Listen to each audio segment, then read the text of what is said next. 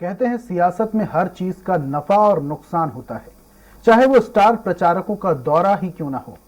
कुछ इसी तरह की बयानबाजी छत्तीसगढ़ में देखने को मिल रही है, जहां कांग्रेस ही शाह को खुद का शुभांकर बता रही है। आज चर्चा इसी मुद्दे को लेकर, चर्चा को विस्तार दें उससे पहले देख लेते हैं एक रिपोर्ट।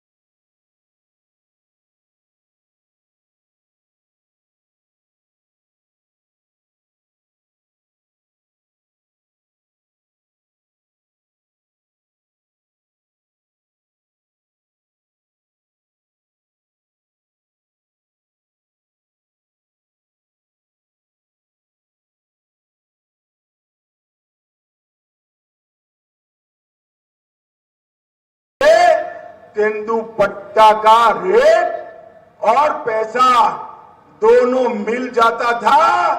आज लगभग तेंदुपत्ता का 500 करोड़ रुपया गरीब आदिवासियों का बकाया है। बघेल साहब, आपको शर्म आनी चाहिए।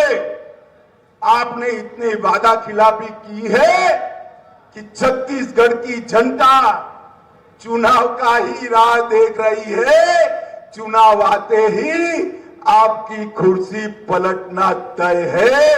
फिर से भारतीय जनता पार्टी की सरकार। वहीं कांग्रेस नेताओं का कहना है कि अमित शाह कांग्रेस के लिए शुभांकर हैं। अमित शाह जब भी बीजेपी के चुनाव प्रचार का आगाज करते हैं, बीजेपी के लिए जो भी दावा करते हैं वो कांग्रेस के लिए शुभ होता है। 2018 में अमित शाह ने दावा किया था कि बीजेपी की 65 सीटें आएंगी, कांग्रेस की 67 सीटें आई। फिर से अमित शाह दावा करके जा रहे हैं बीजेपी के पक्ष में। एक बार फिर से छत्तीसगढ़ में 2/3 बहुमत से कांग्रेस की सरकार बनेगी। हमारा नारा है, अब की बार 75 पार वह साबित होगा। साथ ही कांग्रेस संचार प्रमुख सुशील आनंद शुक्ला ने कहा कि केंद्रीय गृह मंत्री अमित शाह अपनी सभा में झूठे वादे और झूठे आंकड़े प्रस्तुत किए हैं। पिछली बार जब आए थे वे तो बोले थे कि भाजपा की 65 सीट आएगी और हमारी 67 आई। इस बार ये जो बोल के जा रहे हैं तो उसका उल्टा कांग्रेस के लिए ही हो, शुभ होकर। दूसरी बात, देश का गृह मंत्री सार्वजनिक सभा पे मंच से इतना ज्यादा झूठ बोलेगा। अमित शाह जी को तो भारतीय जनता पार्टी के उन स्थानीय नेताओं के ऊपर कार्रवाई करना चाहिए जिन्होंने उनको आंकड़े उपलब्ध कराए, या अपने उन सहायकों के ऊपर कार्रवाई करना चाहिए जिन्होंने उनके मुंह से झूठे आंकड़े बुलवाए। अमित शाह ने छत्तीसगढ़ सरकार को दिए जाने वाले यूपीए और एनडीए की सरकार के आंकड़ों को गलत ढंग से प्रस्तुत किया। अमित शाह ने छत्तीसगढ़ की घोटाले में तथाकथित घोटालों के बारे में गलत ढंग से बातें प्रस्तुत की। अमित शाह यहाँ पे पूरी तरीके से झूठ परोस कर गए। वहीं पूर्व मुख्यमंत्री डॉक्टर रमन सिंह ने कहा कि अमित शाह जी के सभा से बीजेपी कार्यकर्ता लोग उत्साहित हैं। उन्होंने जो आंकड़े और वादे किए हैं उसमें से एक भी झूठे नहीं हैं, सभी तथ्यों के साथ प्रस्तुत किए गए हैं। बहुत बड़ा उत्साह का वातावरण बना है, शानदार कार्यक्रम था और कार्यकर्ताओं में जोश भर के गए हैं और ये माने कि अभियान की शुरुआत हो गई। कांग्रेस करेगी झूठ परोस के गए, झूठे आंकड़े परोस के गए। गृह मंत्री जी ने एक एक तथ्य को, एक एक तर्क को, एक एक बातों को सच्चाई के साथ सामने रखा है। बहरहाल केंद्रीय गृह मंत्री अमित शाह के दौरे से बीजेपी के कार्यकर्ता और नेता उत्साहित हैं। उनको उम्मीद है कि आने वाले चुनाव में इसका सकारात्मक प्रभाव पड़ेगा। वहीं 2018 के विधानसभा चुनाव के रिजल्ट को ध्यान में रखते हुए कांग्रेस अमित शाह को अपने लिए शुभांकर बता रही है। उनका कहना है कि अमित शाह जो बीजेपी के लिए तय करके जाते हैं उसमें कांग्रेस जीत दर्ज करती है। अब देखना दिलचस्प होगा कि इस बार अमित शाह के दौरे का परिणाम क्या होगा। स्वराज एक्सप्रेस के लिए रायपुर से दिलीप साहू की रिपोर्ट। तो हम बात कर रहे हैं छत्तीसगढ़ की, और छत्तीसगढ़ में क्या शाह हैं शुभांकर, इस पर हम ज्यादा चर्चा करेंगे। और चर्चा के लिए मौजूद हैं कांग्रेस प्रवक्ता सुरेंद्र वर्मा, बीजेपी नेता रविंद्र सिंह और साथ में वरिष्ठ पत्रकार पीसी रथ भी हमारे साथ जुड़ चुके हैं। आप तीनों मेहमानों का चर्चा में बहुत बहुत स्वागत है। और चर्चा की शुरुआत सबसे पहले कांग्रेस प्रवक्ता सुरेंद्र वर्मा जी से करना चाहूंगा। सुरेंद्र साहब, शाह छत्तीसगढ़ दौरे पर आने वाले, पिछली बार नारा दिया था 65 का, कांग्रेस की 67 सीटें आई। अब कांग्रेस पार्टी का दावा है कि जहां जहां अमित शाह जाते हैं वहां वहां कांग्रेस की जीत मिलती है। ये जरा आंकड़ा हमें समझाएं। दावे का मैं आपके सामने जिक्र ऋषभ जी, भाजपा के एक और दावे का मैं आपके सामने जिक्र करना चाहूंगा। तो 2018 के विधानसभा चुनाव के समय में इनका था, ये 56 लाख मिस्ड कॉल कार्यकर्ता होने का दावा करते थे अपनी पार्टी के भीतर 2018 में दिसंबर में। इनको वोट मिले 47 लाख। उनके परिजन तो छोड़ दीजिए, इनके खुद के कार्यकर्ताओं का भरोसा इनसे उठ गया है। मूल बात, देश के गृह मंत्री हैं, 9 साल से केंद्र की सरकार है, अपने वादे इनको याद नहीं रहे। क्या हुआ 100 स्मार्ट सिटी का, क्या हुआ सांसदों के गोद लिए गांव का, क्या हुआ मेक इन इंडिया का। जिस प्रकार से 100 दिन में महंगाई कम करने का दावा था, 410 का सिलेंडर जो है इनके लिए महंगा होता था, इनके तमाम नेता सड़क पर उतर जाते थे, आज 1100 से पार है। डीजल पेट्रोल का वादा था 35 रुपए में मुहैया कराएंगे, 2014 की तुलना में क्रूड ऑयल आधे दाम पर है ऋषभ जी। और डीजल पेट्रोल 1.5 गुना, जो डीजल पर 3 रुपए 54 पैसा एक्साइज ड्यूटी हुआ करता था प्रति लीटर, आज वो 31 से पार है। तो कौन झूठ बोल रहा है और किसके जुमले की क्या हसर हो रही है, ये प्रदेश की जनता ने देख लिया है। वर्मा जी, ये भी पहले भी नहीं है ना, यही दावे हिमाचल में थे, यही दावे लेके कर्नाटक में गए थे। हो सकता है अमित शाह इस बार छत्तीसगढ़ में आ रहे हैं और उसका असर कुछ और हो, तो इसके लिए कांग्रेस पार्टी को कुछ तो तैयारी करनी होगी। ऋषभ जी, निश्चित रूप से कांग्रेस का एक एक कार्यकर्ता इनके झूठ और जुमलों का जवाब देने के लिए तैयार बैठा है।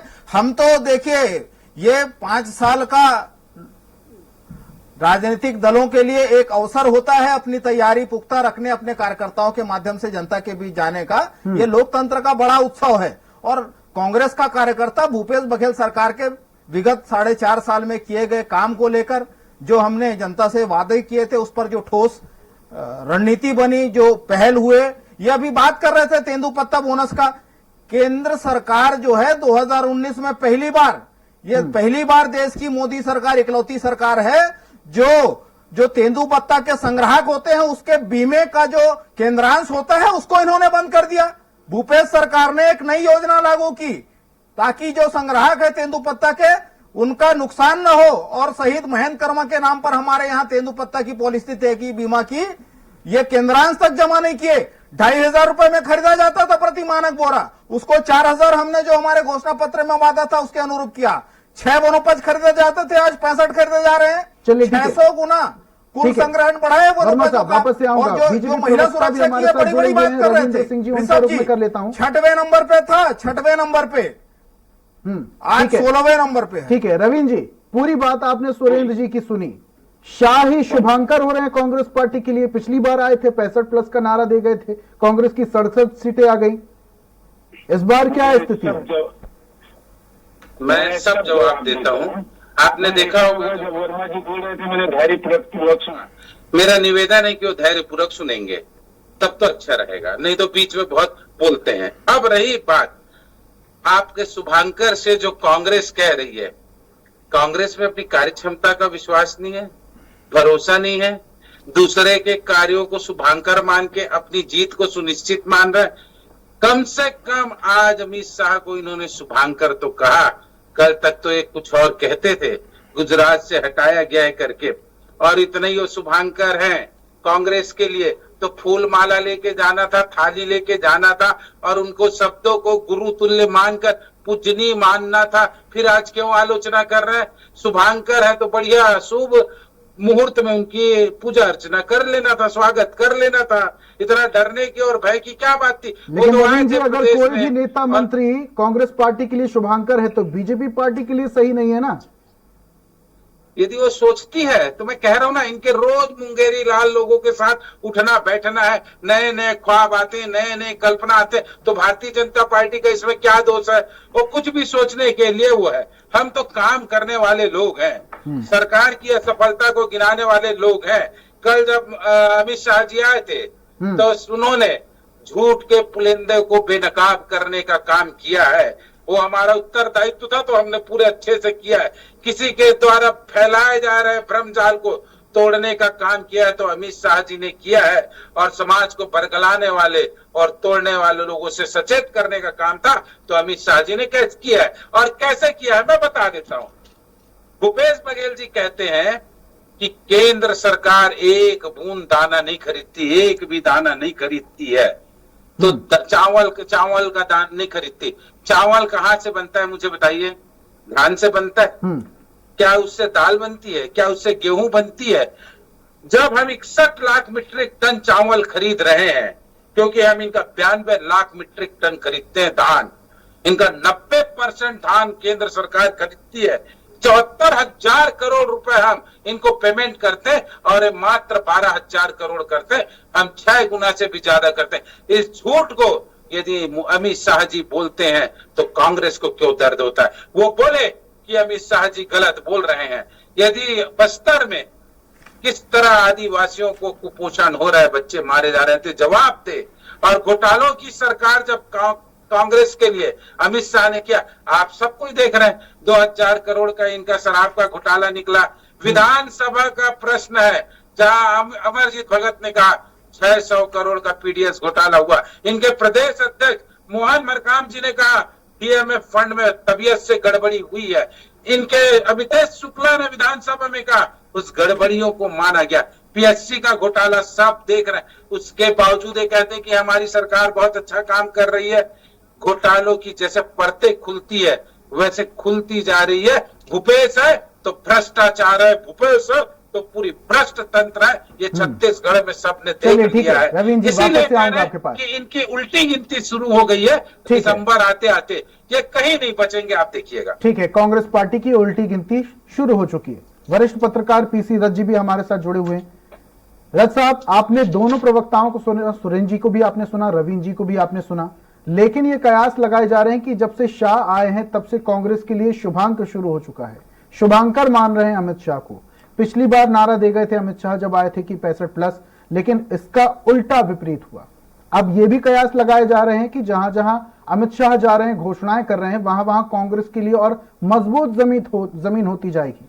क्या आपको लगता है कि इन सियासी बयानबाजी के पीछे कोई तर्क नहीं है, सिर्फ और सिर्फ एक दूसरी पार्टी को नीचा दिखाना है और किसी भी तरीके से जनता के बीच में पैठ बनाना है?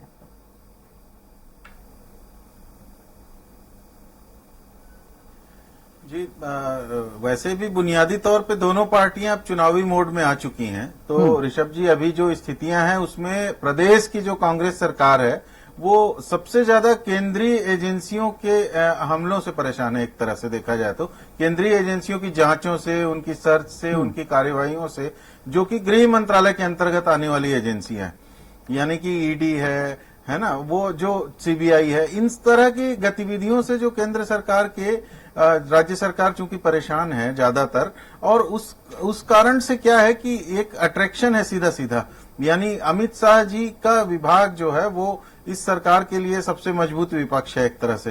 तो उसको अगर शुभंकर घोषित कर रहे हैं तो निश्चित रूप से ये कांग्रेस की जो रणनीति है वो उस भय के आगे जीत है वाली है।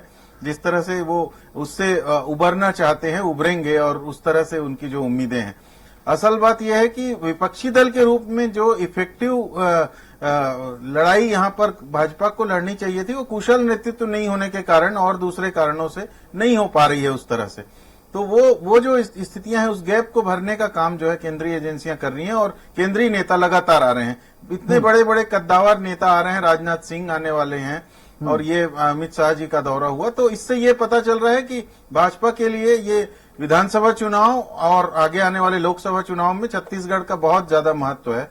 जैसे कर्नाटक चुनाव के बाद एक दिशा मिलने लगी कांग्रेस में, एक फिर से जोश का उत्साह का संचार होने लगा, तो उस स्थिति में मध्य प्रदेश, राजस्थान और छत्तीसगढ़ के चुनाव जीतना या किसी भी तरह से उसको जीतने की कोशिश करना भाजपा के लिए बहुत महत्वपूर्ण है। और ऐसे में अमित शाह जी जब मैदानी इलाके की सीटों पे फोकस कर रहे हैं और दुर्ग आ रहे हैं, जहां पर 20 लोकसभा सीटें हैं दुर्ग संभाग की, जिसमें से केवल 2 है भाजपा के पास, यानी भाजपा के पास जीतने के लिए बहुत गुंजाइश है और कांग्रेस के पास अपने 18 सीटों को बचाने का बहुत बड़ा चुनौती। ठीक है, लेकिन पीसी जी आपसे ये भी समझना चाहेंगे, बहुत तीखी ये जो केंद्रीय नेतृत्व के नेता किसी भी राज्य में जहां पर चुनाव हो रहे हैं वहां पर दौरा कर रहे हैं, पहली बात नहीं है। इससे पहले भी कई बार ऐसा होता रहा है। इससे पहले भी जब 2018 में चुनाव हुए थे छत्तीसगढ़ में विधानसभा में, तब भी केंद्रीय नेतृत्व के तमाम नेता मंत्री दौरे पर थे। लेकिन इस बार शाह की हुंकार जमीनी स्तर पर देखने में क्या आपको लगता है कि बीजेपी का जो वर्चस्व है, बीजेपी का जो आत्मविश्वास है वो बढ़ा है और कहीं ना कहीं कांग्रेस में डर है कि जो अभी तक जमीन बनाई रखी है वो कहीं खिसक ना जाए?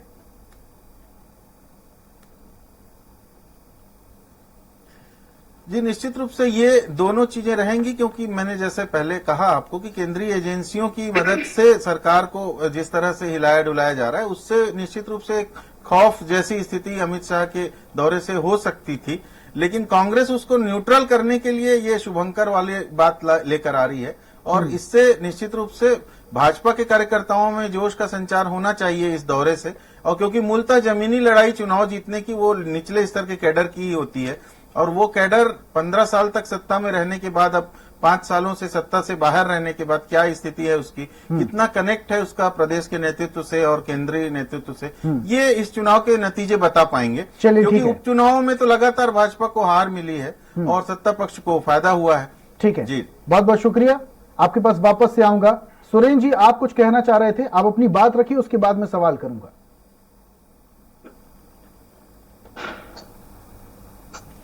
ऋषभ जी, पिछले 4.5 साल में लगातार भूपेश सरकार पर जनता का भरोसा बढ़ा है। दूसरी तरफ भारतीय जनता पार्टी में मूल संकट जो है वो विश्वसनीयता का है। इनके कार्यकर्ता इनके नेता पर भरोसा नहीं कर पा रहे हैं और इनके प्रदेश के नेताओं पर इनका शीर्ष नेता जो है नेतृत्व है वो भरोसा नहीं कर पा रहे हैं। पिछले 4 साल में लगातार सारे बदलाव करके देख लिए, सारे हथकंडे अपना लिए, उसके बाद भी इनको कहीं कोई सफलता मिलती नहीं दिखी। जिस प्रकार से वरिष्ठ पत्रकार पीसी रथ जी ने कहा कि भाजपा पूरी तरह से छत्तीसगढ़ में विपक्ष का धर्म निभाने में नाकाम रही और इसी तरह से अनर्गल बयानबाजी करके झूठ बोल के ये कहते हैं केंद्र की सरकार धान खरीद रही है। बताइए कितना पैसा बजट में प्रावधान किया था छत्तीसगढ़ में? मूल बात जो है ऋषभ जी, छत्तीसगढ़ में धान खरीदी के लिए 1 रुपए भी मोदी सरकार ने नहीं दिया है। उल्टा 2014 से पहले यह प्रावधान था कि अतिरिक्त उपार्जित धान और चावल सेंट्रल पूल में बिना शर्त के खरीदा जाता था। उसको मोदी सरकार देश की पहली और इकलौती सरकार है जिन्होंने लिमिट तय किया। 2020-21 में आपको याद होगा केवल 31 लाख मीट्रिक टन चावल खरीदा गया, बाकी का जो चावल था 90 लाख मीट्रिक टन जो खरीदी हुई थी सरकार ने औने पौने दाम पे नीलाम किया और जो सरकार जो नुकसानी था वो भी राज्य सरकार ने उठाया। क्योंकि हमारे यहाँ जो धान खरीदी की व्यवस्था है पूरे देश में, पंजाब और हरियाणा में केंद्र की एजेंसी एफसीआई वो धान खरीदती है। 9 निकम्मे सांसद है भाजपा के, बोले छत्तीसगढ़ में एफसीआई के माध्यम से केंद्र सरकार खरीदे। ये तो 15 साल वादा खिलाफी आपकी बात से समझा जाए कांग्रेस 15 साल ठगा यहाँ के किसानों को। वर्मा साहब आपकी बात से समझा जाए बीजेपी के जितने बड़े नेता हैं वो सिर्फ और सिर्फ झूठ बोलते हैं बड़े मंच से और जनता को बरगलाते हैं। ये दिख रहा है। ये चाहे बेरोजगारी के नाम पर हर साल 2 करोड़ रोजगार देने की बात कही थी, कितने रोजगार दिए 9 साल में? 18 करोड़ को मिलना था, उल्टे 23 करोड़ लोगों की लगी लगाई नौकरी खा गए। महंगाई जो है ऐतिहासिक रूप से शिखर पर है। जिस प्रकार से देश के संसाधन बेच रहे हैं, उसके बावजूद देश पर कुल कर्ज का भार 2014 की तुलना से 3 गुना ज्यादा हो गया। बैंक फ्रॉड की घटनाएं मोदी सरकार के संरक्षण में बढ़ रही है। वर्मा जिस साहब, प्रकार से कमर्शियल चर्चा अपने अंतिम दौर में और समय की बाध्यता है, वापस से आपके पास आऊंगा अगर समय बचता है तो। रविंद्र जी अपनी बात रखिए। जी रविंद्र जी, पूरी बात आपने सोरेन जी की सुनी। कांग्रेस के प्रवक्ता यदि भारतीय जनता पार्टी के सांसदों को निकम्मेपन कहते हैं तो मुझे इनकी निर्लज्जता पर शर्म आती है कि इन्होंने शराबबंदी की घोषणा करके घोषणा नहीं किया, बेरोजगारी भत्ता नहीं दिया,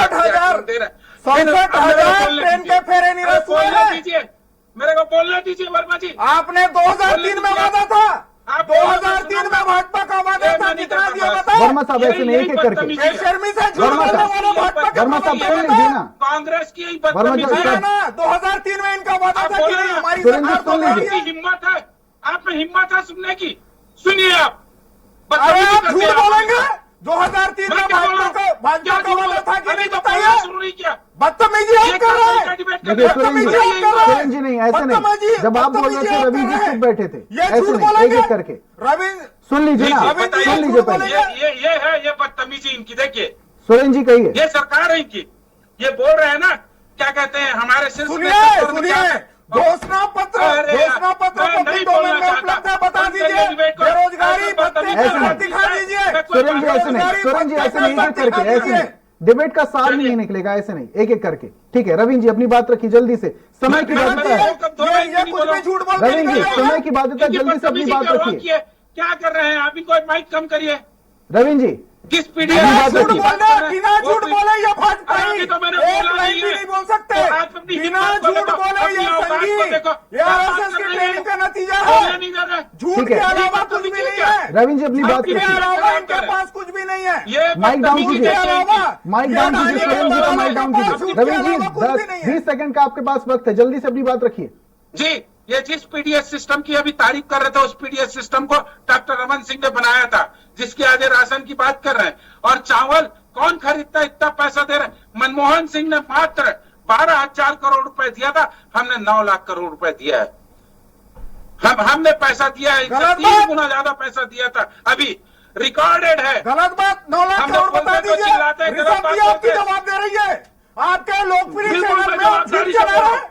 आप इनका एजेंडा चला रहे हैं। 9 लाख करोड़ का हिसाब दे, 9 लाख करोड़ का हिसाब दे, 9 लाख करोड़ का हिसाब दे, ये झूठ है। 9 लाख करोड़ का हिसाब दे। चलिए ठीक है, ठीक है रविंद्र जी, सुरेन जी, संघी झूठ बोल के निकल रविंद्र जी, सुरेन जी शांत हो जाए। बहुत बहुत शुक्रिया आप सभी का हमारे साथ चर्चा में शामिल होने के लिए। बहुत बहुत शुक्रिया। कांग्रेस प्रवक्ता हमारे साथ सुरेंद्र वर्मा जुड़े हुए थे, बीजेपी प्रवक्ता रविंद्र सिंह और वरिष्ठ पत्रकार पीसी रथ जी हमारे साथ जुड़े हुए थे। और आज हम चर्चा कर रहे थे, शाह हैं शुभांकर।